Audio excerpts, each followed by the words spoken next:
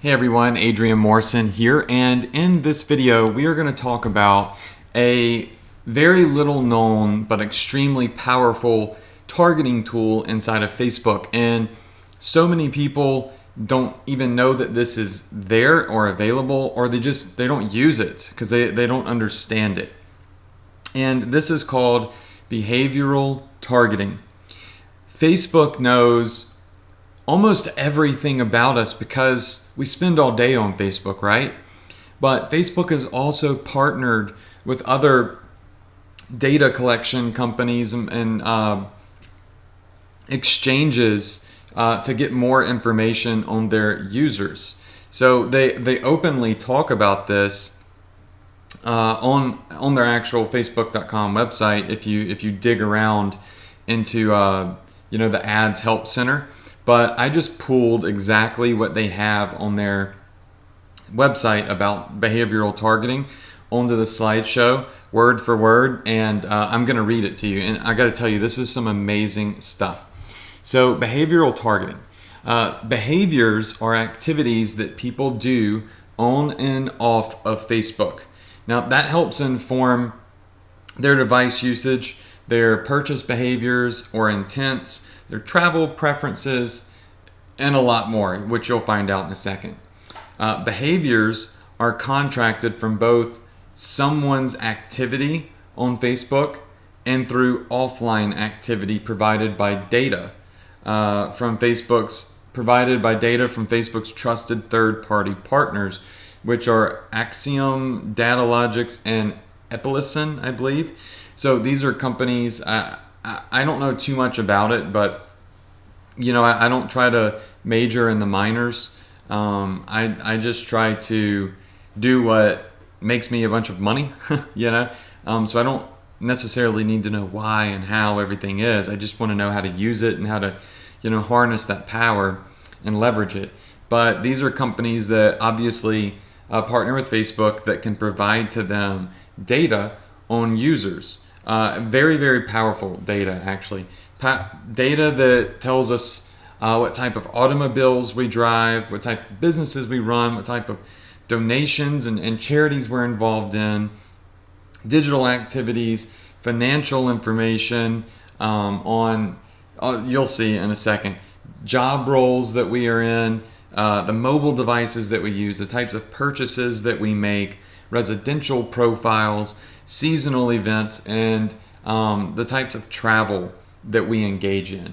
And we can really hone in on some targeting by using these behaviors in Facebook because they have all of this data on their users that allows us to more accurately and more powerfully target our audiences. So this is a really, really good thing here. So what I'm going to do is exit this PowerPoint and we're going to go look at some of these behaviors in Facebook and we're going to talk about them.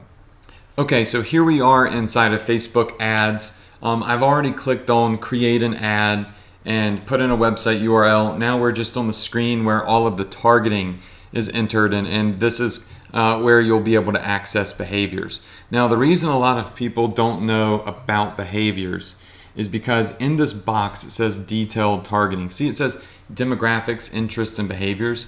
Most of the time people just come here and they type something in like dog, right? And they just start hitting keywords. But if you put your mouse over the box and you click it, a menu comes down that says demographics, interests, behaviors, and more categories.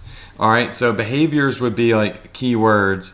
Obviously demographics go over some very interesting things, but behaviors are a lot of that third-party data that Facebook is able to get. And I mean, there are some just crazy things in here, like for instance, whether people drive motorcycles, new or used ones, vehicle buyers, shoppers, owners, purchase types of vehicles. Then there's B2B, which talks about what size companies somebody's involved in, and what type of seniority they have. Charitable donations. So there are categories for animal welfare, arts and culture, cancer, children's causes, health, political, religious, veterans, world relief, consumer classification, I've never used this one before, but I don't even know what to do with that actually. And then this one is a huge one that I've used many, many times over. People that are into gaming, right? So the digital activities, gaming, operating system used. Of course, I mean, it just gets really detailed. Whether they're spending money on Facebook, this one's very important. Pay close attention here. This behavior allows you to target people who have spent more than $100 on Facebook payments in the last 3 months. So these are very hot leads. So if you take anything from this video, I want it to be this behavior right here. Okay, so this is located under, let me just get the category shut. It's under digital activities on behaviors. And when you come over here, you'll see Facebook payments. People who have used Facebook payments in the last 90 days, people who have spent above average, higher than average, that's over $100 in the last 3 months, and then people who have recently used Facebook payments. Now, Facebook payments is a way that Facebook allows people to shop on and inside and through Facebook, be it through games or Facebook stores.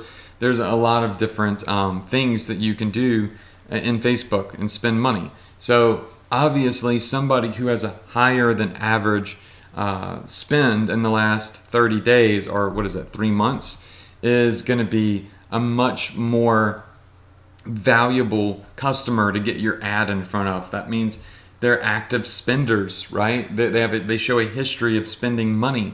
So you might want to come in here and test this behavior with crossed with some of your keywords to create like a very highly targeted audience. For instance, I could hit Facebook payments and then hit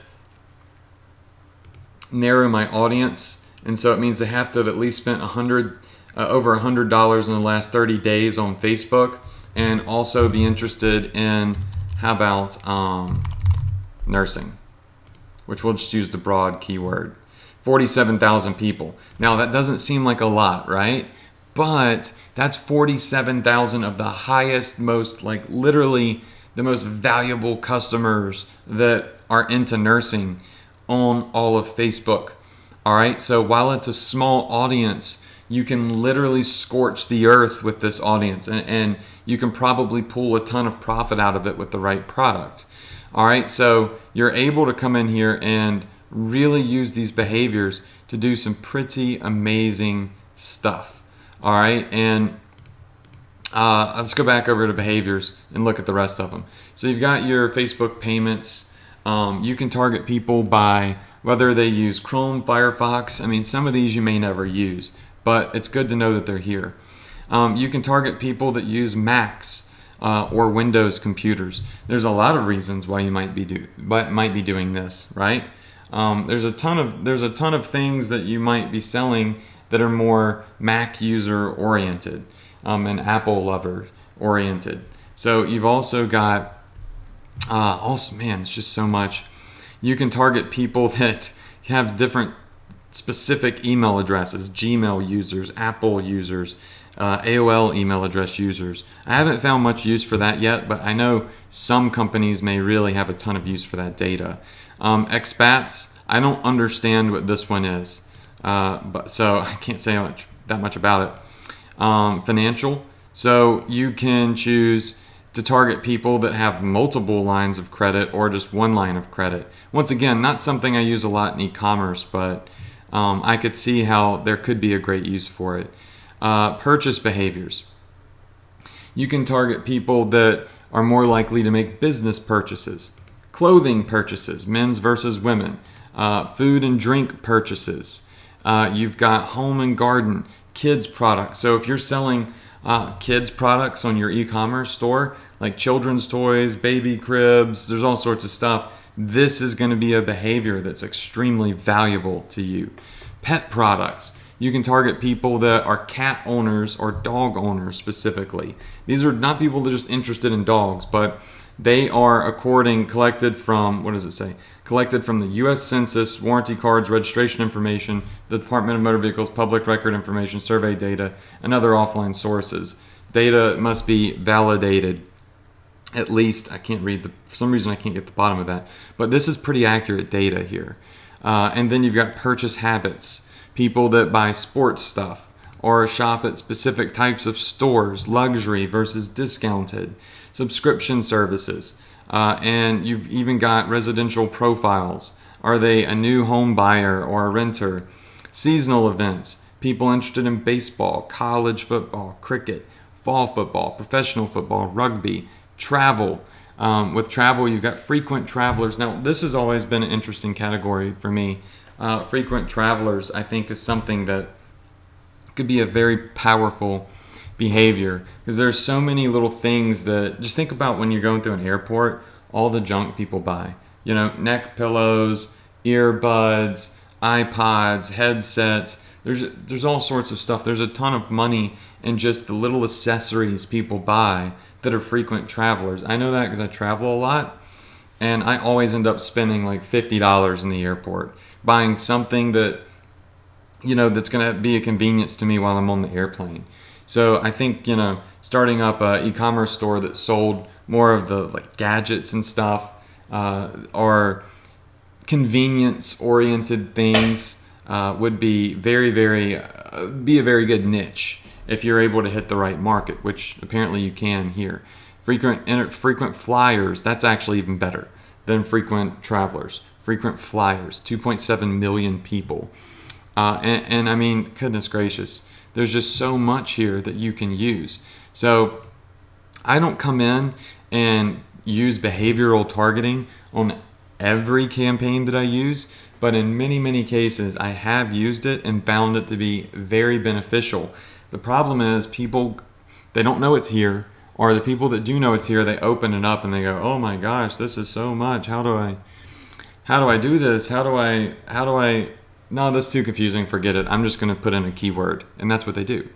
The mobile device user has been extremely beneficial for me because I promote phone cases, right? So a lot of things that I've sold are actual cell phone cases. Well, I don't want to promote an iPhone case to somebody with an Android and vice versa. So I can come in here and say, I want to only target people that use iPhones, and say I'm only selling iPhone cases that fit iPhone 5 and up.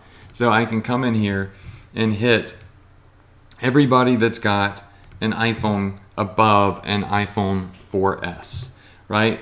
So I can do the same thing coming back over here with Android and Google and HTC and LG and all of the different phone brands. So if you're promoting the cell phone cases, cell phone accessories, you can really use these behaviors to target people that have a specific phone. Now think about how much money you're saving on wasted advertising if you use this.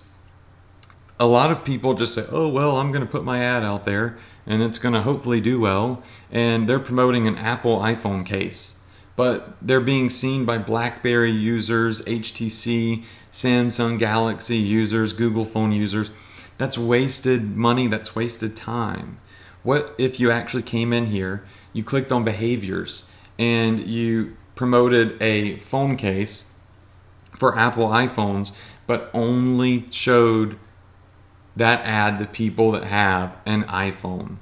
That's common sense, but a lot of people just simply don't harness this power.